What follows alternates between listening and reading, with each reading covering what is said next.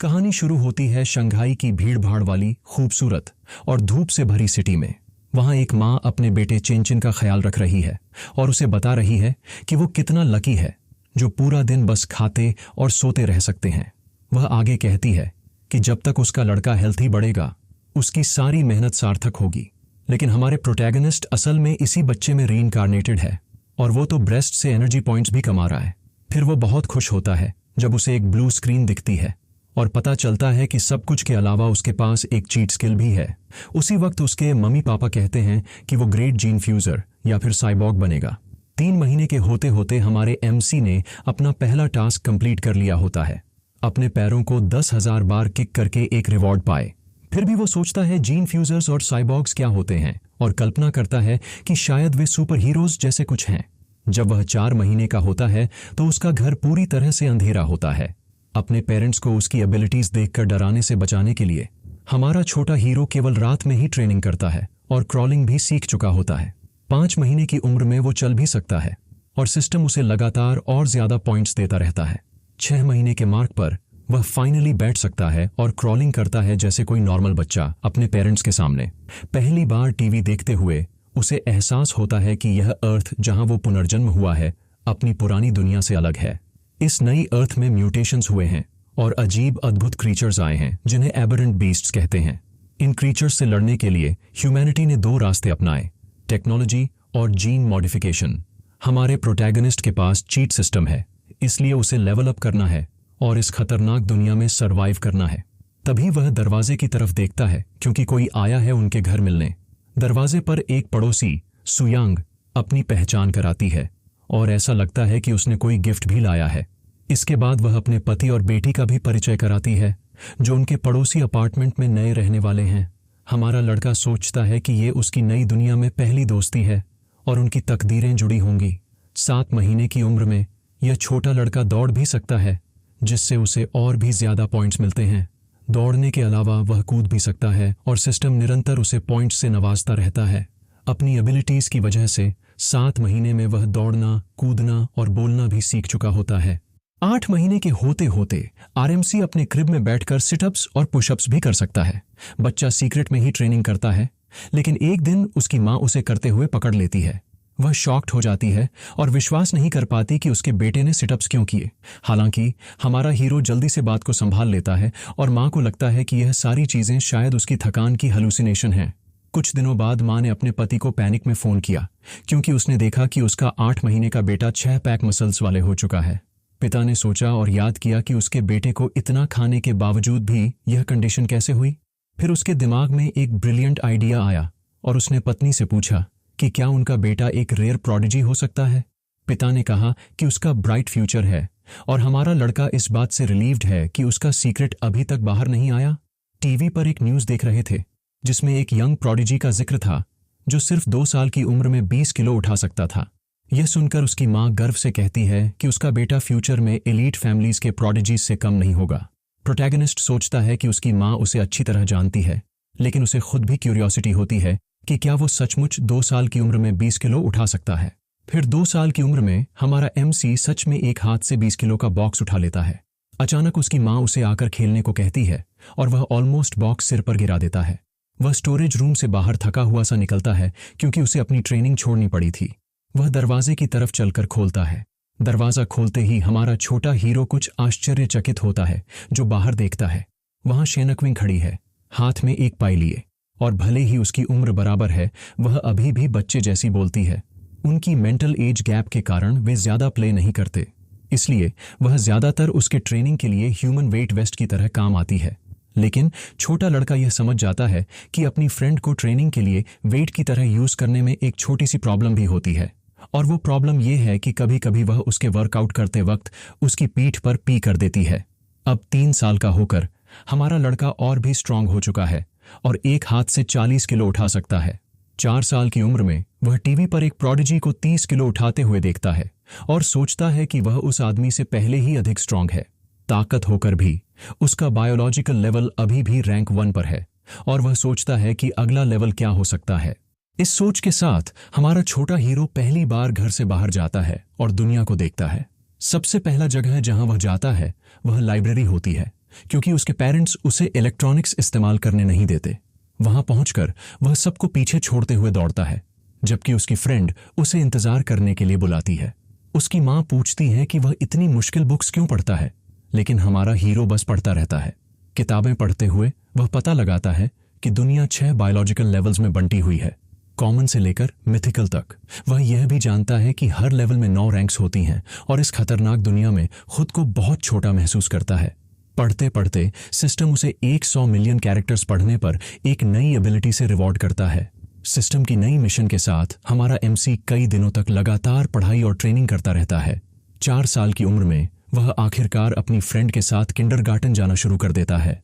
ज्यादा समय नहीं बीता कि वह लेवल 2 पर पहुंच जाता है। 80 किलो उठा सकता है और बहुत तेज दौड़ सकता है। लेकिन जैसा कहते हैं, ग्रेट पावर के साथ ग्रेट रिस्पॉन्सिबिलिटी भी आती है, और उसकी फ्रेंड को बुली किया जा रहा होता है। तो हमारा प्रोटैगनिस्ट तेजी से रूम के बीच में कूदता है।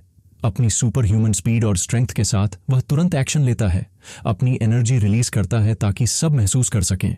फिर वह धमकी देता है कि जो भी फिर से उसकी फ्रेंड को परेशान करेगा, उसका बिस्तर में पी कर देगा, जिससे सब डर जाते हैं। उसकी धमकी के बाद सारे बुलीज डर से रोने लगते हैं और उसकी फ्रेंड उसे एडमिरेशन से देखती है। इसी के साथ सिस्टम उसे नोटिफाई करता है कि उसकी डोमिनेंट प्रेजेंस की वजह से वह किंडरगार्टन किंग बन गया है। आरएमसी इस नए मिशन को एक्टिवेट करते देख चौंक जाता है और पता चलता है कि वह एक साथ कई मिशंस कर सकता है। 6.5 महीने बाद वह रीडिंग मिशन कंप्लीट करता है और उसकी learning ability peak human level तक पहुंच जाती है। समय तेजी से बीतता है और 7 साल की उम्र में हमारा लड़का और उसकी क्लास आखिरकार किंडरगार्टन से ग्रेजुएट हो जाते हैं।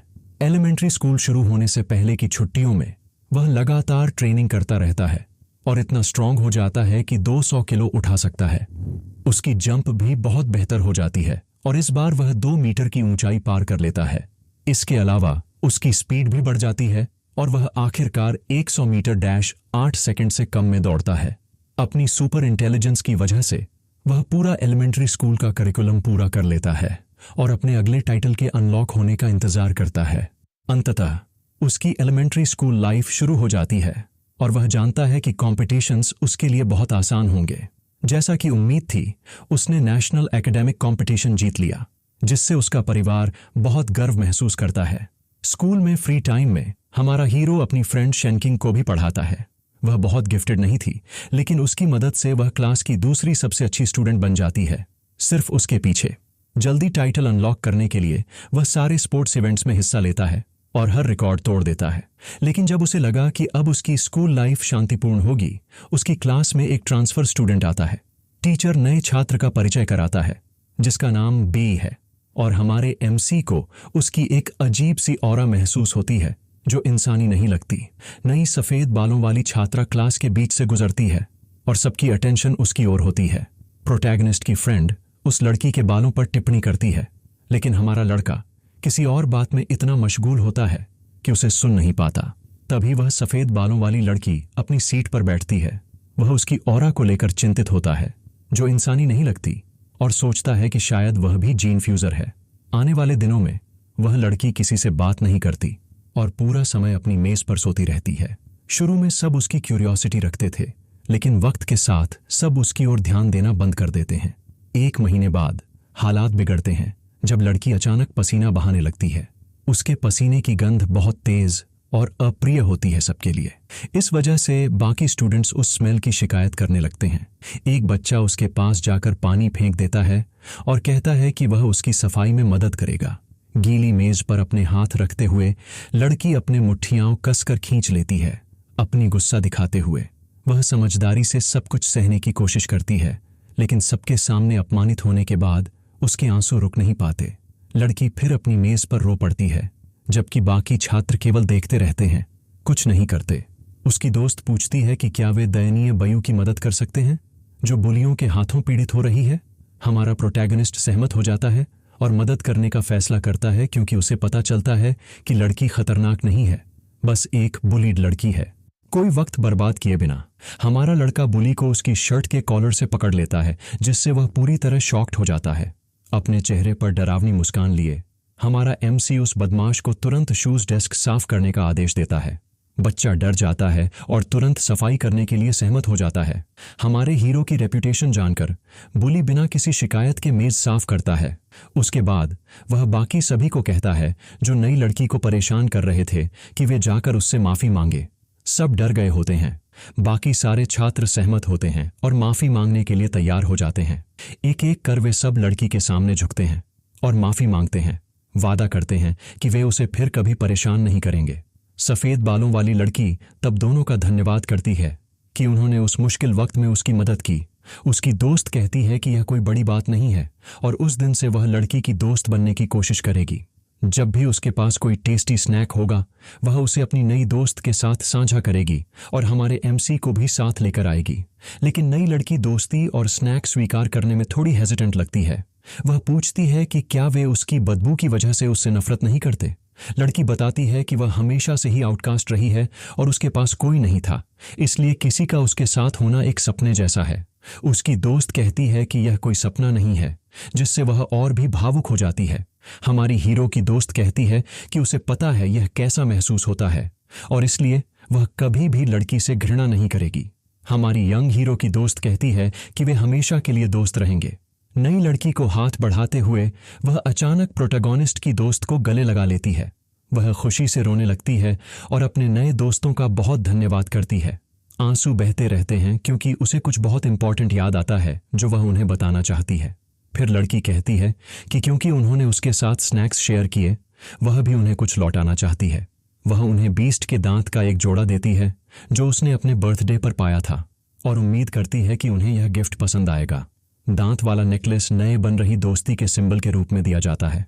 तीनों साथ में अपनी नई दोस्ती का सेलिब्रेशन करते हैं और प्रॉमिस करते हैं कि वे फॉरएवर और एवर दोस्त रहेंगे। लेकिन जब उसे लगा कि उनकी दोस्ती हमेशा रहेगी, एक अनएक्सपेक्टेड खबर ने उसे सरप्राइज कर दिया। हमारा प्रोटैगनिस्ट बाद में खबर की पुष्टि करता है। कहता है कि उसने नई लड़की को ट्रांसफर पेपर्स भरते देखा। प्रिंसिपल के ऑफिस में झांकते हुए हमारा छोटा हीरो नई लड़की को एक साइबॉर्ग आदमी के साथ पेपर वर्क करते देखता है। इसके साथ वह अपने संदेह की पुष्टि करता है कि बायू की आइडेंटिटी इतनी सिंपल नहीं थी। उस दिन के बाद से हमारा एमसी उस लड़की को फिर कभी नहीं देख पाया और वह बस एक बचपन की याद बन गई। हालांकि उसकी डिपार्चर के बाद जो घटनाएं घटीं वे वास्तव में उसकी अटेंशन को खींचने वाली थीं। घर पर हमारा यंग हीरो अपनी माँ को एक मैसेज देता है जो उसकी जॉब की स्ट्रेस कम करने के लिए धन्यवाद करती है। यह मैसेज एक स्किल के कारण होता है और टीवी पर एक न्यूज़ रिपोर्ट आती है जिसमें क्योटो का प्रोडिजी दिखता है। 10 साल की उम्र में टीवी पर दिखने वाला लड़का जीन फ्यूजन अंडरगो कर चुका था और एक हाथ से एक विशाल पत्थर उठा रहा था। तभी हमारा लड़का का पिता आता है और शिकायत करता है कि यह प्रोटैगनिस्ट हमेशा टीवी पर क्यों रहता है। उसके माता पिता बात करते हैं और पिता बताते हैं कि उस लड़के के मार्शल आर्टिस्ट परिवार के पास एडवांस्ड टेक्नोलॉजी है। हमारा एमसी सोचता है कि 8 साल की उम्र में वह बिना फ्यूजन के भी 300 किलो उठा सकता है। इससे वह अपने पोटेंशियल को अपनी कल्पना से भी ज्यादा बड़ा समझता है और अपने भविष्य को लेकर कॉन्फिडेंट हो जाता है। लेकिन उसकी कॉन्फिडेंस तब खत्म हो जाती है जब एक ब्रेकिंग न्यूज़ रिपोर्ट आती है जिसमें पड़ोसी देश में बीस्ट अटैक दिखाया जाता है। खबर में बताया जाता है कि यह हमला जायंट रैट्स ने किया था जिन्होंने पूरी सिटी को तबाह कर दिया। अबोरा तफरी के बीच एक महिला को एक विशाल चूहे ने पकड़ लिया और वह अपनी दुखद मौत से सिर्फ एक कदम दूर थी। वह प्राणी अपनी विशाल जबड़े जोर से बंद करता है और वह गरीब महिला अपने क्रूर भाग्य से बच नहीं पाती। खबर फिर एक राजनीतिज्ञ की तरफ कटती है जो मदद की गुहार लगा रहा होता है और बीस्ट अटैक के लिए एक कल्ट को दोषी ठहराता है। हमारे लड़के को राहत मिलती है कि वह एक मजबूत देश में रहता है जहां वह सुरक्षित बड़ा हो सकता है। लेकिन अचानक वह एक अजीब आवाज सुनता है और उसकी आंखें शौक से चौड़ी हो जाती हैं। फिर हवा में एक धमाके की आवाज सुनाई देती है जो सबको स्टार्टल्ड कर देती है और हमारा छोटा हीरो हाई अलर्ट मोड में चला जाता है। बिना देर किए हमारा एमसी खिड़की की तरफ दौड़ता है कि देखें क्या हुआ। वहां पहुंचकर वह धीरे से पर्दा हटाकर बाहर की स्थिति देखता है। खिड़की से वह कई साइबॉर्ग्स को उड़ते हुए देखता है और सोचता है कि इतने सारे क्यों हैं। अगली सुबह जीवन फिर से आम लगने लगता है और हमारा लड़का स्कूल जाता है। वहां पहुंचकर उसकी फ्रेंड उसका इंतजार कर रही होती है और शिकायत करती है कि वह आज कक्षा के लिए देर से आया है। हमारा प्रोटैगनिस्ट उसकी तरफ देखता है और कुछ अजीब चमकता हुआ देखता है। वह पास जाकर देखता है कि बाइजू ने जो बीस्ट फैंग उसे दिया था वह तेजी से चमक रहा है। इससे उसे आखिरकार समझ आता है कि उस लड़की की अजीब ऑरा उस मॉन्स्टर टूथ से आ रही थी। चमक जल्दी ही फीकी पड़ जाती है, लेकिन वह पिछले रात की घटनाओं के बारे में सोचता रहता है।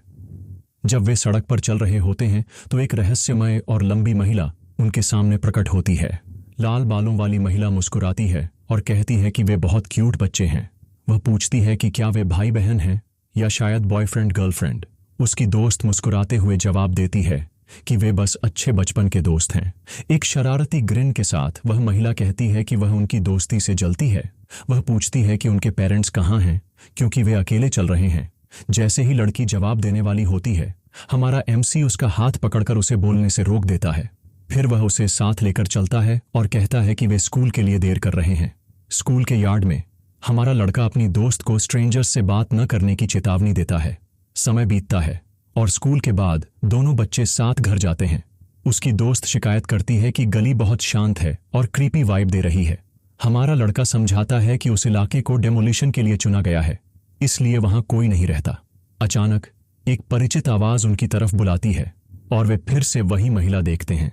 लाल बालों वाली महिला उनका इंतजार कर रही होती है और कहती है कि उसने उन्हें ढूंढ लिया है। हमारा एमसी शॉक्ड होता है क्योंकि उसने शॉर्टकट लिया था, फिर भी वह उसे फॉलो करने में सफल रही। तभी उस महिला के पीछे एक मस्क्यूलर आदमी प्रकट होता है और वह उन्हें अपने घर खाने के लिए आमंत्रित करती है। बड़ा आदमी अपना पेशेंस खो देता है और दोनों बच्चों को जबरदस्ती पकड़ने के लिए झपट पड़ता है। आदमी कहता है कि उसे जल्दी है उन्हें बेचने के लिए और पकड़ने के लिए आगे बढ़ता है। आरएमसी डरता नहीं और बिना किसी भय के लड़ाई के लिए खुद को तैयार करता है। तेजी से वह एक पावरफुल पंच मारता है, सीधे उस बड़े आदमी के फैमिली जूल्स पर। पंच लगते ही वह आदमी सांस लेने लायक नहीं बचता। प्रभाव की ताकत से वह आदमी उड़ता हुआ दूर गिरता है और महिला शॉक में चुप रह जाती है। वह विश्वास ही नहीं कर पाती कि एक स्टूडेंट ने उसके साथी को एक ही वार में हरा दिया। समय बर्बाद न करते हुए हमारा लड़का आगे बढ़ता है और महिला को घूंसा मारता है। वह उसके चेहरे पर एक जोरदार वार करता है। दोनों को नीचे गिराने के बाद हमारा यंग हीरो जमीन से एक ईंट उठाता है ताकि काम पूरा कर सके। वह देखता है कि आसपास कोई कैमरा नहीं है और फैसला करता है कि इन्हें पूरी तरह खत्म करना चाहिए। लेकिन अचानक जमीन हिलने लगती है और उसकी दोस्त पूछती है कि क्या हो रहा है। उसी वक्त दीवार से एक विशाल पंजा फूटता है। इमारतों के बीच एक विशाल चूहा उभरता है और दहाड़ता है। वह प्राणी अपनी विशाल जबड़े को उस महिला के पास लाता है ताकि उसे काट सके। एक तेज काट के साथ वह प्राणी बिना किसी हिचक के उस महिला की जान ले लेता है। उसकी दोस्त डर जाती है और पूछती है कि सामने जो विशाल प्राणी है वह क्या है। हमारा एमसी अपनी दोस्त को उठाता है और कहता है कि वह एक जायंट डेंजरस रैट है। फिर कहता है कि उन्हें जल्दी से जल्दी भागना होगा ताकि वे सरवाइव कर सकें। तभी लाल बैठे आर्मर में एक ब्लॉन्डे साइबॉर्ग आकाश से उड़ते हुए नीचे आता है। वह साइबॉर्ग उनके सामने आकर जायंट मॉन्स्टर से बचाने के लिए अपनी जगह लेती है। जब हमारा प्रोटैगनिस्ट उस महिला को देखकर स्तब्ध था, वह हवा में उड़ती हुई उस प्राणी के सामने आई। बिना एक पल गंवाए हीरोइन ने अपने हाथ में एक शक्तिशाली एनर्जी अटैक चार्ज करना शुरू कर दिया। फिर उसने उस क्रीचर को निशाना बनाकर अपनी स्पेशल अटैक तैयार की। उसने जायंट मॉन्स्टर की ओर कई प्रोजेक्टाइल्स दागे। प्रोजेक्टाइल्स सीधे क्रीचर को लग गए और गली में एक भयानक विस्फोट हो गया। एक घुमाव के साथ उसने कई एनर्जी प्रोजेक्टाइल्स और दागे। जायंट मॉन्स्टर पर यह अटैक सीधा लगे, लेकिन घायल होने के बावजूद क्रीचर वापस हटने की बजाय साइबॉर्ग को अपनी कई गुस्से भरी आंखों से घूरता रहा। बिना रुके हीरोइन ने मॉन्स्टर पर और एक जोरदार वार किया। कुछ दिन बाद हमारा लड़का न्यूज देख रहा था और यह सोचता है कि साइबॉर्ग इतना स्ट्रांग नहीं था क्योंकि उसे जीतने में वक्त लगा। वह जायंट रैट्स की खतरनाकता को सोचता है और खुश होता है कि वह उस दिन बच निकला। इसी सोच के साथ वह अपनी ट्रेनिंग तेज कर देता है और स्क्वाट्स करके ज्यादा पॉइंट्स कमाता रहता है। जिंदगी आगे बढ़ती है और जल्द ही वे उसकी दोस्त का 9वां बर्थडे सेलिब्रेट करते हैं। बर्थडे विशेस करने के बाद हमारा यंग हीरो अपनी बचपन की दोस्त को एक गिफ्ट देता है। वह हेयर क्लिप जिसे उसने खुद बनाया होता है।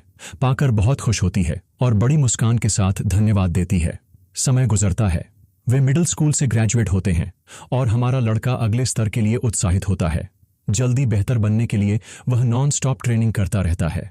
अपनी पीठ पर एक विशाल पत्थर लेकर पुशअप्स करता है। सारी मेहनत के बाद वह आखिरकार तीसरे लेवल पर पहुंच जाता है और उसकी फिजिकल एबिलिटीज बहुत बेहतर हो जाती हैं। टीवी देखते हुए वह सोचता है कि अब कोयोटो का प्रोडिजी किस लेवल पर होगा। 14 साल का वह प्रोडिजी 2000 किलो उठाता है, लेकिन हमारा एमसी महसूस करता है कि वह अभी भी उससे ज्यादा स्ट्रांग है। इससे वह उत्साहित हो जाता है, सोचते हुए कि भविष्य में जीन फ्यूजन मिलने पर वह कितना ताकतवर होगा। एक सुंदर धूप भरे दिन आखिरकार हाई स्कूल शुरू होता है और क्योंकि वह टॉप स्टूडेंट होता है, कई एलीट स्कूल्स उसे इनवाइट करते हैं। रजिस्ट्रेशन डे पर प्रिंसिपल और टीचर्स उसे उसके ब्राइट भविष्य की उम्मीद के साथ स्वागत करते हैं, लेकिन सच में वह बस अपनी फ्रेंड के साथ मजे करना चाहता है। उसकी फ्रेंड एक्साइटेड होकर उसे बुलाती है कि वे वह गेम शुरू करें जो उन्होंने प्लान किया था। एक तेज मूव से वह बर्डी को फेरी कर्व बॉल नामक स्पेशल टेक्निक से सर्व करती है, लेकिन कोई उनका खेल बीच में रोक देता है और मिड एयर में बर्डी पकड़ लेता है। तभी एक अपर क्लासमैन आता है और कहता है कि कोर्ट पुराने छात्रों के लिए रिजर्व्ड है। उसके साथियों की टोली लड़की को घेरे हुए स्थानीय प्राइवेट लेसन्स ऑफर करती है, लेकिन वह साफ मना कर देती है। यह देख हमारे हीरो को गुस्सा आता है और वह बुलियों को चेतावनी देता है कि वे उसकी दोस्त से फौरन दूर हो जाएं। अपर क्लासमैन हंसते हुए कहता है कि पहले कौन आया था इससे कोई फर्क नहीं पड़ता, क्योंकि वह यहाँ का मालिक है। हमारा लड़का बर्डी उठाता है और कहता है, सुनो। वह बर्डी को हवा में उछालता है। वह ऊंचा कूदता है और बर्डी को स्मैश करने के लिए तैयार होता है ताकि वे उसकी रूल्स समझ सकें। हवा में अपनी पूरी ताकत लगाकर वह रैकेट से बर्डी पर वार करता है। उसी ताकत से बर्डी तेज बुलेट की तरह उड़ती है और बुली के रैकेट को तोड़ देती है। इसे देखकर सभी बुली डर जाते हैं, सोचते हैं कि क्या हमारा लड़का इंसान है भी या नहीं। वह डर के मारे झुक जाते हैं, माफी मांगते हैं और कोर्ट छोड़कर भाग जाते हैं बिना पीछे मुद्दे। उस दिन के बाद स्कूल के बाकी समय में कोई भी उनकी दोस्ती को परेशान करने की हिम्मत नहीं करता, क्योंकि उसने स्कूल का सारा सिलेबस पहले ही खत्म कर लिया होता है। हमारा यंग मैन क्लास में बस इंटरेस्टिंग बुक्स पढ़ता है। वह फ्री टाइम में अपने घर के कंप्यूटर पर कई नए स्किल्स सीखता है ताकि जल्दी टाइटल अनलॉक कर सके। वह हर चैंपियनशिप जीतता है और हर सब्जेक्ट में टॉप मार्क्स लाता है। इस वजह से उसे बहुत सारे फैंस मिलते हैं, लेकिन बड़ा टाइटल अभी तक खुला नहीं। लड़कों को इग्नोर करते हुए वह अपनी दोस्त की मदद करने पर फोकस करता है। फेस्टिवल में वह 3 इवेंट्स में कम्पीट करता है। शॉट पुट में वह 201 मीटर तक मारता है। उसने जो 3 इवेंट्स चुने थे वे अपनी स्ट्रेंथ, जंपिंग एबिलिटी और स्पीड सबको दिखाने के लिए थे, और हमारा एमसी जानता था कि इन 3 कैटेगरीज में डोमिनेट करके वह पूरे स्पोर्ट्स इवेंट पर राज करेगा। वह इतना सचेत रहता है कि अपनी ताकत ज्यादा न दिखाए, लेकिन फिर भी 0 एफर्ट में फर्स्ट प्लेस लेता है। लेकिन अचानक उसे अपने शरीर में एक अलग तरह की एनर्जी का फ्लो महसूस होता है। सिस्टम उसे उसकी डोमिनेंस के लिए रिवॉर्ड देता है और वह आखिरकार हाई स्कूल टॉप डॉग का टाइटल अनलॉक कर लेता है। स्कूल के एंट्रेंस से गुजरते हुए हमारा लड़का सोचता है कि क्रीचर्स की लाइफ एसेंस इवॉल्व कर सकती है और उसकी अपनी ग्रोथ में मदद कर सकती है। उसे कुछ याद आता है और वह अचानक चलना रोक देता है। फिर वह लड़की के पास जाकर पूछता है कि क्या वह उसका बीस्ट टूथ थोड़ी देर के लिए बोरो कर सकता है। बिना हिचकिचाए वह लड़की नेकलेस जिसमें टूथ लगा होता है प्रोटैगनिस्ट को दे देती है। जैसे ही वह बीस्ट टूथ को छूता है, कुछ अजीब होने लगता है। सिस्टम की स्क्रीन पर दिखता है कि उसने एक अबिसल जायंट बटरफ्लाई की एसेंस अब्सॉर्ब कर ली है, जिससे वह पूरी तरह चौंक जाता है।